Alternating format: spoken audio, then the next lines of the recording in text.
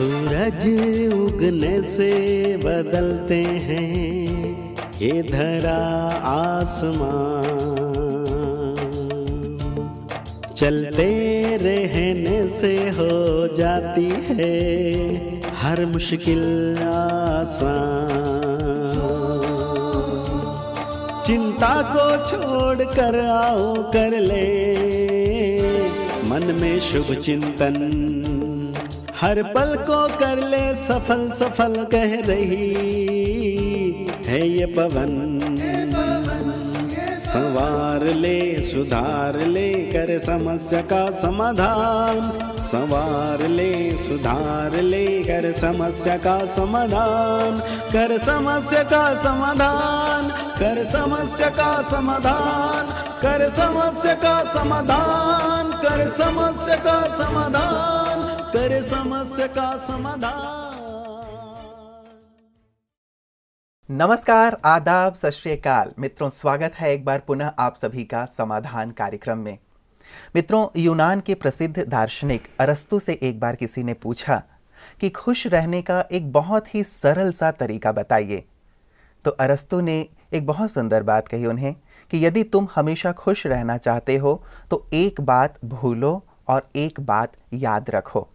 उन्होंने कहा एक बात जो भूल जानी है वो ये है कि यदि तुमने जीवन में किसी का बड़े से बड़ा भला किया है, उपकार किया है, उसके लिए अच्छे कार्य किए हैं तो उसे भूल जाओ। और यदि किसी ने तुम्हारे लिए छोटा सा भी अच्छा कार्य किया है, उपकार किया है, तुम्हारी मदद की है तो तुम उसे याद रखो। यदि तुम ऐसा करोगे तो तुम हमेशा खुश रहोगे। इस छोटे से वाक्य में बहुत ही गहन गुह्य रहस्य समाये हुए हैं। खुशी पे हमारी चर्चा हो रही है और खुशी गुम होने के बहुत सारे कारणों पर भ्राता जी ने प्रकाश डाला था। इस चर्चा को हम आज भी आगे जारी रखेंगे। तो आइए आज स्वागत करते हैं आदरणीय भ्राता जी का।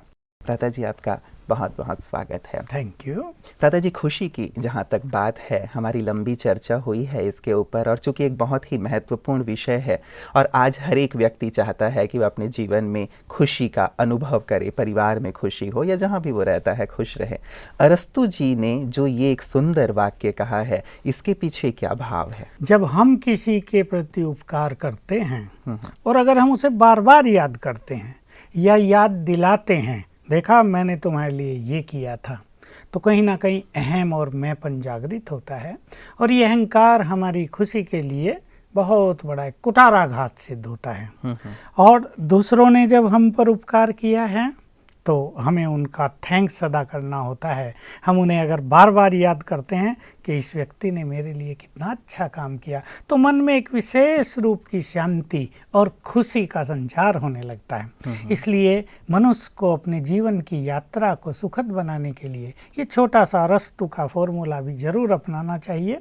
हमने उपकार किए भूल जाओ, दूसरे ने उपकार किए याद करो, उनके रिटर्न देने की हमेशा सोचो। हमने उपकार किया, उसके रिटर्न लेने की कामना कभी ना करो जी, क्योंकि कामना करते हैं तो शायद हम दुखी हो जाते हैं कि हमने किया और उसने हमारे लिए कुछ किया। ये कामना ही हमारी खुशी को नष्ट करती है।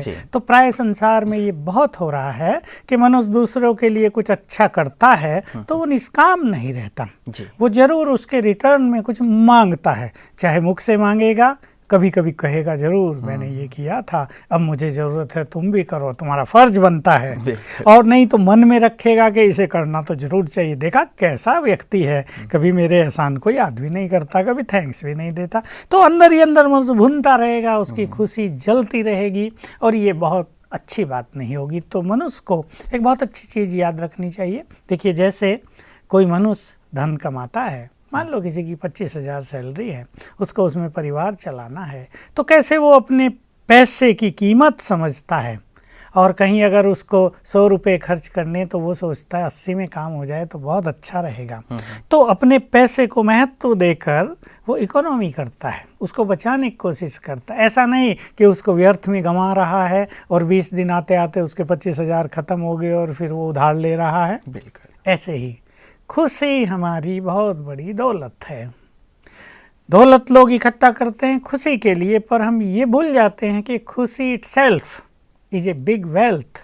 तो हम इसको बहुत बड़ी वेल्थ समझ के ऐसे ही ध्यान दें जैसे हम अपने धन की सुरक्षा करते हैं, हिफाजत करते हैं, कम खर्च करते हैं। तो कुछ भी बात हो जाए उसकी कीमत कितनी है और हमारी खुशी की कीमत कितनी है, ये आंकते हुए कोई बात हो गई, बातें तो आज हैं कल नहीं रहेंगी, आज अच्छी हैं कल बुरी हैं, आज बुरी हैं फिर कल अच्छी हो जाएंगी, बातें तो आती और जाती हैं, ये तो संसार का जो खेल है हमेशा गतिमान है, ये चल रहा है। इसलिए खुशी को दौलत मानकर इसे नष्ट नहीं करना चाहिए। अगर मनुष्य ऐसा थोड़ा सा केयरफुल हो जाए तो छोटी छोटी बातों को वो इग्नोर करेगा, ये तो आती हैं और जाती हैं, खुशी मेरी अपनी चीज़ है, मुझे इसे खोना नहीं बिल्कुल। और शायद अरस्तु जी की बात से ये भी ऐसा लगता रहता जी, हमारे यहाँ बहुत पहले से ये कहा जाता रहा है, नेकी कर और दरिया में डाल। हमने अच्छाइयाँ की याद करते रहेंगे तो शायद हम दुखी होते रहेंगे, हमें खुशी नहीं मिलेगी, इसीलिए शायद ये कह दिया गया। बिल्कुल, ये बहुत अच्छी बात है। मैं इसको ऐसे सोचा करता हूँ, नेकी कर दरिया में डाल। तो जितनी तुमने नेकी कर दी उतनी तुमने नाव डाल दी, पुण्यों की नाव, क्या बात, दरिया में, सागर में। और जब कभी तुम्हारी जीवन नैया में तूफान आएगा तो वो नैया तुम्हें पार लगाने में मदद करेगी। इसलिए नेकी कर, पुण्य करो और भूल जाओ, वो नाव बनकर तुम्हें पार लगाएगी। जी जी, हम कई बार सोचते थे कि दरिया में डाल दिया तो शायद अब यूज नहीं होगा, लेकिन आपने बहुत अच्छी बात सुना दी कि हमने दरिया में डाला, मतलब वो नाव बन गए और वो ऐसे समय पे जबकि हमें जरूरत होगी तो वो हमारे काम आएंगे। और रहता जी ये भी कि जब हम दूसरों के द्वारा किए गए उपकारों को याद करते हैं तो शायद हमें भी उपकार करने की प्रेरणा प्राप्त होती रहती है कि हम भी दूसरों के लिए ऐसे ही कार्य करें, और ये भी शायद खुशी देती है। बिल्कुल, ये सूक्ष्म गति तो काम करती ही है कि हम पर अगर बहुतों ने उपकार किया तो हम उसका महत्व अवश्य समझते हैं कि देखिए अमुक समय था, ऐसा आपदा का समय था, हमारी जीवन की नैया एकदम लड़खड़ा रही थी या डूबने ही वाली थी, और इस व्यक्ति ने हमें सहारा दिया, चाहे आर्थिक मदद की, चाहे मॉरल सपोर्ट किया, चाहे और तरह से किसी भी तरह से उसने मदद करके हमारी जीवन नैया को उस तूफान से बाहर निकाला।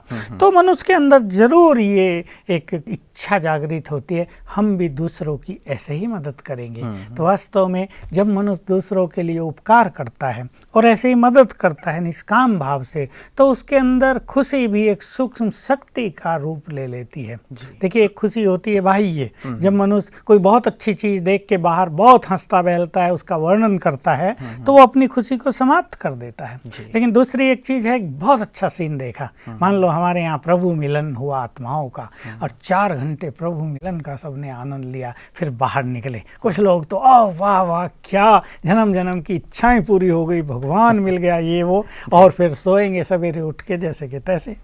कुछ लोग होंगे उस सीन के, उन महावाक्यों के जो आनंद मिला उसके चिंतन में रह के अंतर्मुखी होकर उसको अपने अंदर समा लेंगे, तो वो सीन, वो खुशी उनके लिए शक्ति का काम करेगी, और ये शक्ति उनकी खुशी को परमानेंट करने में बहुत बड़ी भूमिका निभाएगी। भ्राता जी, इसीलिए शायद मनोविज्ञान में भी कहा गया है कि सुख प्राप्त करने के या खुशी के 2 तरीके हैं, 2 प्रकार हैं। एक है प्लेजर ओरिएंटेड और दूसरा है हैप्पीनेस ओरिएंटेड।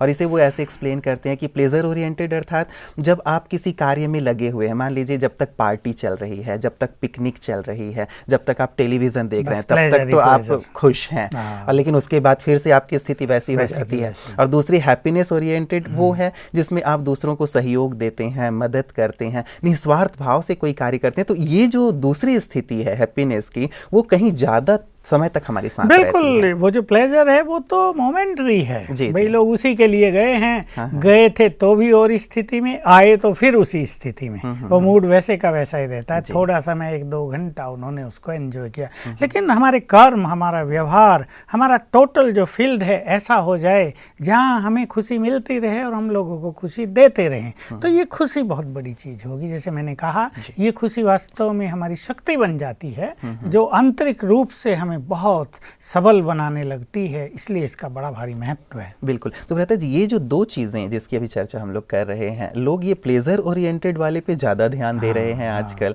कि भाई हमने ये कर लिया, ये कर लिया, टीवी देख ली, पार्टीज कर ली, लेकिन ये जो दूसरा है जो एक लंबे काल तक हमारी खुशी को बनाए रखता है और खुशी को संभवतः बढ़ाता भी बहुत जाता है। एक जगह हम थे तो जहाँ हमारा प्रोग्राम चल रहा था वहीं मुझे रहने को दे दिया।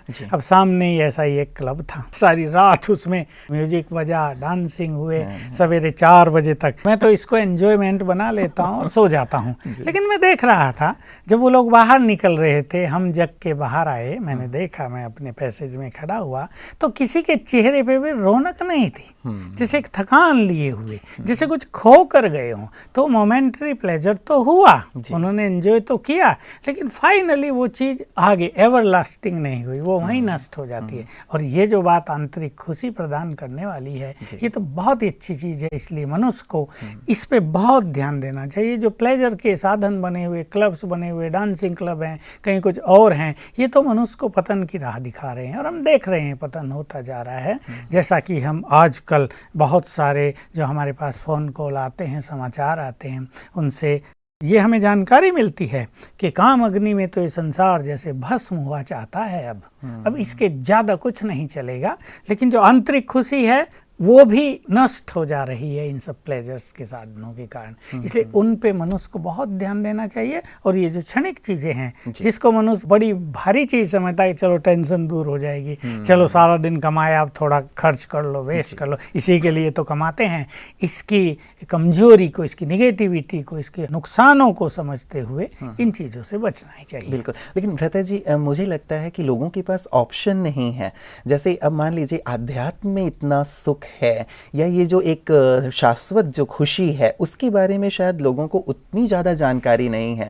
खुशी तो चाहिए ही, इसीलिए उन्हें जहाँ से खुशी मिल पाती है वहीं वो चले जाते हैं। तो कैसे हम उन्हें एक सत्य खुशी की एक पहचान बिल्कुल आपने ठीक बात कही कि मनुष्य के पास साधन ही वो हैं, दूसरा कुछ ऑप्शन है ही नहीं उनके लिए। तो उन्हें वही दिखता है, भाई क्लब में जाना है, अब यहाँ जाना है, इस तरह से एंजॉय करना है, एंटरटेनमेंट करना है।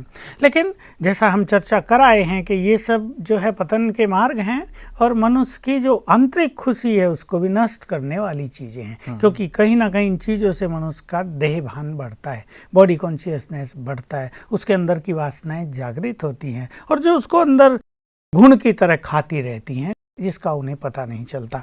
इसलिए इस समय संसार को आवश्यकता होती है स्पिरिचुअलिटी की, बहुत ज़्यादा आवश्यकता हो गई है कि हम स्वयं को पहचानें और अपने अंदर की जो सुख, खुशी से भी बड़ा एक सुख, खुशी भी जो सुख के रूप में टर्न हो जाती है, उसकी ओर हम चलें तो वास्तव में हमें इन बाह्य चीज़ों पे खर्च करने की ज़रूरत भी नहीं होगी।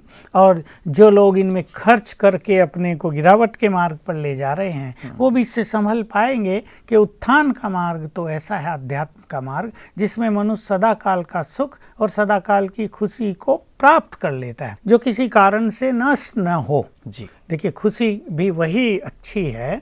ऐसा नहीं हम बहुत खुश तो हैं, लेकिन घर में गए और किसी ने 2 शब्द बुरे यही बोल दिया, इतना लेट कहाँ थे, कहाँ चले गए थे, बताया भी नहीं, और वो सारी वहाँ की वहीं रह गई और मूड ऑफ और बस अब नया चिंतन। और जिसने कहा वो चाहे फादर है या मदर है, उसके प्रति एक हेटफुल फीलिंग, ये मुझे एंजॉय नहीं करने देते, ये तो मेरे शत्रु हैं, क्या करूँ इनसे अलग होने के लिए। तो एक निगेटिविटी का मार्ग मनुष्य इसमें अपना लेता है। इसलिए अध्यात्म का मार्ग ही परफेक्ट मार्ग है, सर्वश्रेष्ठ मार्ग है, जो मनुष्य को एक बैलेंस सिखा देता है व्यवहार में भी और खुशी में भी, और अपनी खुशी को भी अंतर्मुखी बना देता है, ताकि खुशी एक बहुत अच्छी शक्ति बन जाए और वो सुख में बदलती रहे, इनर हैप्पीनेस हो जाए। सुख के लिए शब्द कोई ऐसा नहीं है, जॉय है इंग्लिश में, जिसको हम सुपर सेंसुअस जॉय बोलते हैं, वो उसमें बदलता जाए तो ये बहुत बड़ी चीज़ हो। बिल्कुल, एक बहुत सुंदर विषय है भ्राता जी कि कैसे आध्यात्म हमें एक परमानेंट खुशी की ओर, एक आनंद की ओर, जिसको शायद परम आनंद कहा जाता है, उसकी ओर ले जाता है, जैसे एक सामान्य व्यक्ति आज फेस कर रहा है। तो हम पाते हैं कि भ्राता जी, आपने कहा पहले कि खुशी के खजाने को हम नष्ट ना होने दें, लेकिन मुझे ऐसा लगता है कि खुशी का खजाना तो अभी है ही नहीं व्यक्ति के पास, जैसे पूरी तरह से खाली हो गया है, मतलब एक प्रकार से सूखा हुआ है, तो पता ही नहीं चल रहा है कि वो खजाना है कहाँ। तो ये जो खजाने की बात आप कर रहे हैं, पहले तो हमें लगता है कि ये खजाना वो अपने अंदर जमा करे, उसके बाद ये बात आएगी कि वो खर्च ना करें उस चीज को, ताकि वो खजाना बना रहे। तो भ्राता जी, एक विशेष चीज पे मैं आना चाहूंगा, कहाँ कहाँ और कौन कौन सी बातें हमारी खुशी को नष्ट कर रही हैं, पहले शायद उस लीकेज को जानना बहुत जरूरी है। लीकेज को भी, और जैसे आपने एक बात शुरू की कि कहाँ कहाँ से ये खजाना बढ़ रहा है, दोनों चीजें जाननी जरूरी हैं। देखिए, एक है बाह्य खुशी कि भाई बच्चे का बर्थडे हुआ, बहुत खुशी का माहौल था घर में, मैरिज पार्टी थी, आज बहुत खुशी का माहौल था, और बच्चों के एग्जाम हुए, मार्क्स बहुत अच्छे आए, घर में खुशी का माहौल था, किसी कार्य में बहुत सक्सेस मिली, घर में बहुत खुशी का माहौल था। तो ये खुशी क्षणिक रहती है भाई, थोड़ा समय रही, 1-2 दिन रही, फिर जैसे कि तैसे ही हो गए। तो पहले तो ये परमानेंट खुशी हमें मिलती कहाँ से है? देखिए, अध्यात्म में सवेरे से ही जैसे ही हम आँख खोलते हैं तो प्रभु मिलन की सुंदर अनुभूति प्रारंभ हो जाती है, यानी खुशी से हमारा मन भरपूर होने लगता है। उठते ही किसी को भगवान मिले, उठते ही कोई भगवान से गुड मॉर्निंग करे, उठते ही महसूस करे कि भगवान का वरदानी हाथ मेरे सिर पर है, वो अपनी शक्तियों के वाइब्रेशंस मुझे दे रहा है, तो एक बहुत ही गहन हैप्पीनेस आत्मा में समा जाती है। फिर बहुत सुंदर एक समय जब हम ईश्वरीय महावाक्य सुनते हैं, जिसमें भगवान हमसे बातें करता है, बातें करता है, तो उसका आनंद अलग ही चीज़ है, खुशी से बहुत बड़ी चीज़, सुप्रीम आनंद उसको हम कह सकते हैं। उसके बाद हम देखते हैं कि खुशी मिलती है सुंदर विचारों से। जितने अच्छे विचार हम ईश्वरीय महावाक्यों से सीख लेते हैं, सवेरे भी योग करने के बाद और महावाक्य सुनने के बीच में जो अंतर मिलता है हमें 1 या 2 घंटे का, उसमें हम जितने अच्छे संकल्पों में रहते हैं, हम इन्हें स्मृतियाँ कहते हैं, कुछ राज्यों के अभ्यास कहते हैं, जो चलते फिरते नहाते धोते, मान लो माताएं किचन में काम कर रही हैं, चाय पानी तैयार कर रही हैं, उसमें ही इनका अभ्यास किया जाएगा, तो कामकाज का इफेक्ट मन पर नहीं आएगा, एक खुशी मिलती रहेगी।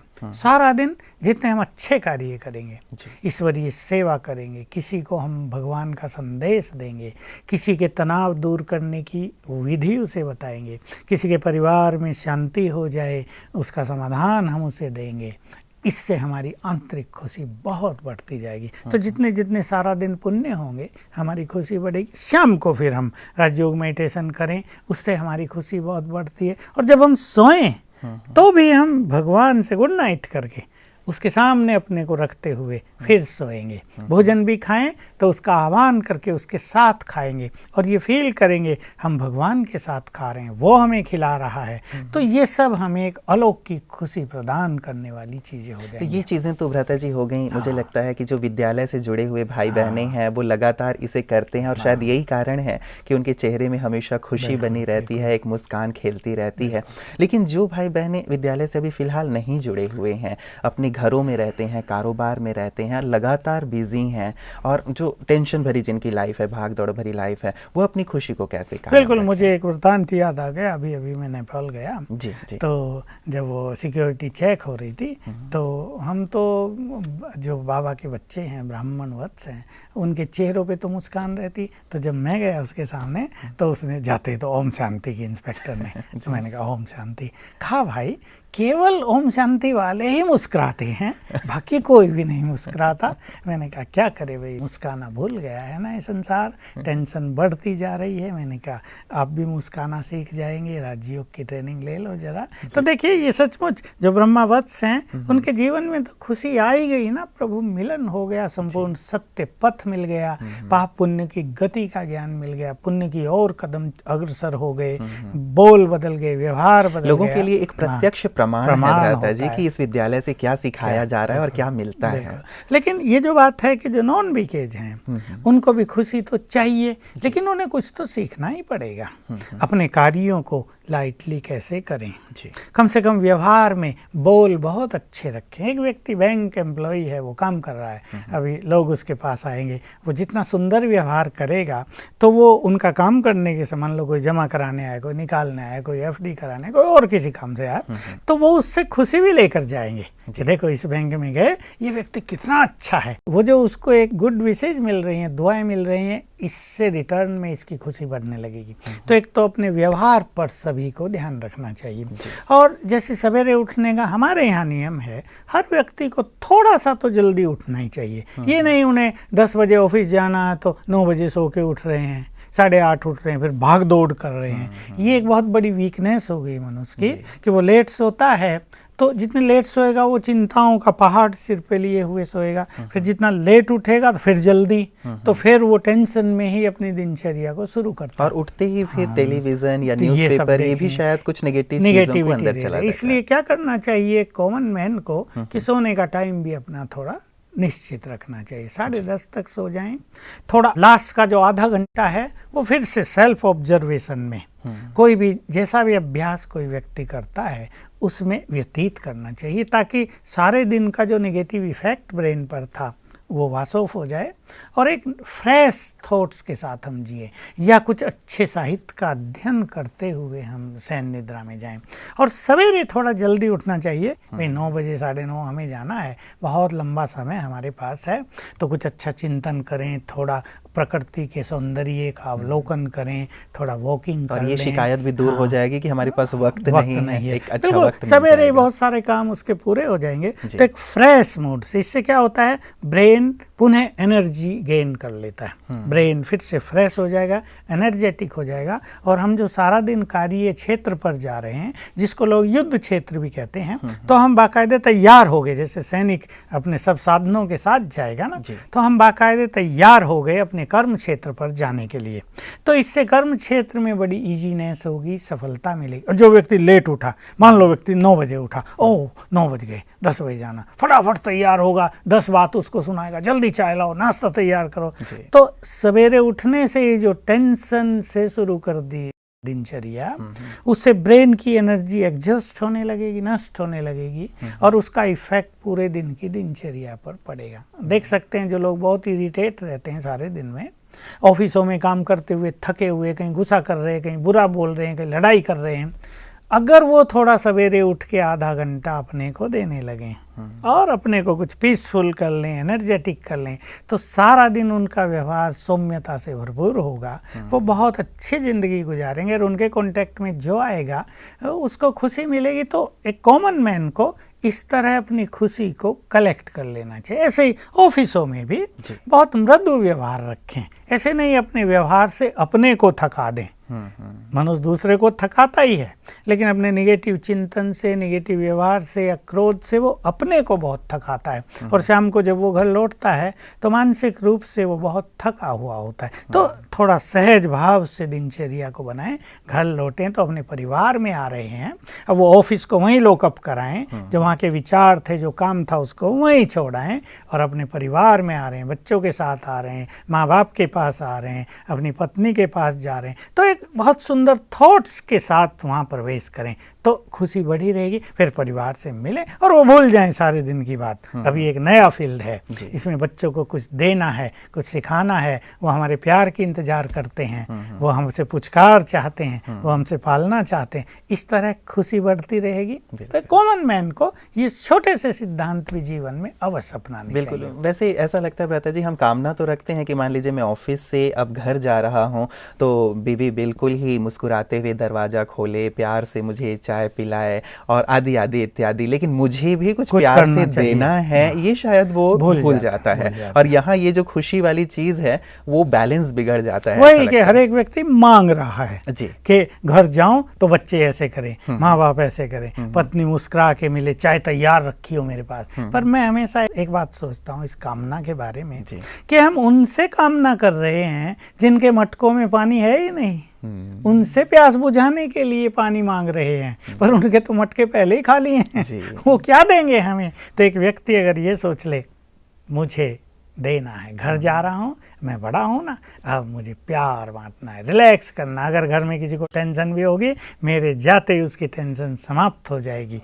तो ये अच्छी फीलिंग के साथ घर में प्रवेश करना चाहिए, तो घर में खुशी का माहौल बना रहेगा। जैसे आपने कहा था कि खुशी का खजाना हम नष्ट ना करें, तो मुझे वही लग रहा था कि शायद अभी तो जैसे आपने कहा कि सूखे हुए हैं मटके, तो ये खुशी पहले भरे कैसे, ताकि हम बांटते रहें। ये सचमुच बहुत इंपॉर्टेंट बात है। ये चीजें अपने जीवन में अपनाएंगे तो जो एक लाइफ स्टाइल बिल्कुल मॉडर्न कर दिया है लोगों ने, अपनी तरफ बिल्कुल ध्यान नहीं है। अब घर में भी आएंगे तो चलो टीवी देख लो, चलो ये कर लो, इस सब को छोड़कर अब स्पिरिचुअलिटी की ओर मनुष्य को बढ़ना ही चाहिए। ज़्यादा नहीं तो आधा घंटा सवेरे, आधा घंटा शाम को अपने लिए देना ही चाहिए। अगर ऐसा नहीं करते तो खुशी का जो खजाना इसमें एक लीकेज बन जाता है, जो आपने प्रश्न किया। देखिए, अगर क्रोध आ जाता है तो क्रोध एक लीकेज है।